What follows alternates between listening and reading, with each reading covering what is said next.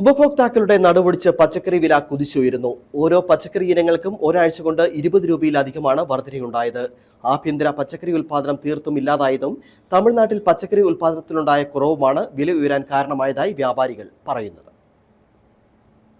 കേരളം എന്നും ഒരു ഉപഭോക്തൃ സംസ്ഥാനമാണ്. പച്ചക്കറിക്ക് പൂർണ്ണമായും ഇതര സംസ്ഥാനങ്ങളെയാണ് ആശ്രയിക്കുന്നത്. സംസ്ഥാന സർക്കാർ പച്ചക്കറി ഉൽപാദനത്തിൽ സ്വയം പര്യാപ്തതയിലെത്താൻ പല പദ്ധതികൾ ആവിഷ്കരിച്ചുവെങ്കിലും എല്ലാ പദ്ധതികളും പാളിയിരിക്കുകയാണ്. കാലാവസ്ഥയാണ് മിക്കപ്പോഴും വില്ലനാവുന്നത്. കഴിഞ്ഞ 2.5 മാസക്കാലം തുടർച്ചയായി മഴ പെയ്തതിനാൽ കേരളത്തിൽ പച്ചക്കറി ഉൽപാദനം ഇല്ലെന്ന അവസ്ഥയാണ്. പിന്നീട് തമിഴ്നാടാണ് പച്ചക്കറിക്ക് ആശ്രയം. എന്നാൽ ഈ സീസണിൽ അവിടെയും ഉൽപാദനത്തിൽ വലിയ ഇടിവ് സംഭവിച്ചു. ഇതിന്റെ അടിസ്ഥാനത്തിൽ പച്ചക്കറി വില ദിനം പ്രതി വാണം പോലെ ഉയരുകയാണ്. ഓരോ പച്ചക്കറിക്കും ദിവസേന എന്ന പോലെ വില ഉയരുന്നുണ്ട്. 50 രൂപയായിരുന്ന ബീൻസിനും പയറിനും വില 70 രൂപയായി. ഉള്ളിക്കും ഇതേ വില. 60 രൂപയിൽ താഴെ ഒരു പച്ചക്കറിയും ലഭിക്കാത്ത അവസ്ഥയിൽ എത്തി നിൽക്കുകയാണ് കേരളം.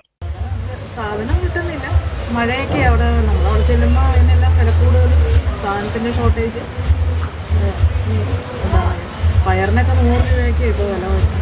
ഉൽപ്പാദനം കുറവാണ്. നമ്മൾ ചെല്ലുമ്പോൾ അവിടെ ഒന്നും സാധനമില്ല. ഉള്ള സാധനത്തിനാണെങ്കിൽ അവർ പറയുന്ന വിലയ്ക്ക് നമുക്ക് എത്തുമ്പോൾ വരാതിരിക്കാൻ പറ്റും. വില കൂടുതലായതുകൊണ്ട് അതുകൊണ്ടൊക്കെ സപ്ലൈകളൊക്കെ വില കുറവാണെന്ന് പറഞ്ഞുകൊണ്ട് നമ്മൾ പോകും. കിട്ടുന്ന വില ഇതാണ്.